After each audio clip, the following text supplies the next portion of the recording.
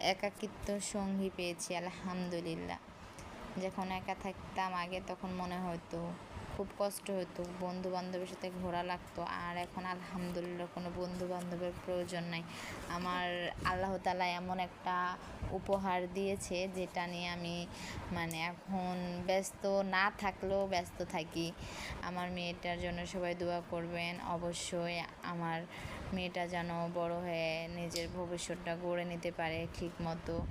আর আমার মেয়েটা আমার সাথে অনেক ফাজলামো দুষ্টুমি করে, মাঝে মাঝে চিল্লাইতেছে আমার সাথে, আমার বলতেছে আমার আম্মু অনেক কিউট, আমার আম্মুর দিক তাকাবা না, এইসব বলতেছিল। ভয়েসগুলো একটু কেমন যেন হয়েছে, তাই ভয়েসগুলো কেটে আমি বলতেছে আমার মেয়েরে যে আমার মেয়েটা আমার আদর করে, চুমা দেয়। আমার মেয়েটার কাছে আমি অনেক কিছু। আমার মেয়েটা হাসতেছে পাশে থেকে।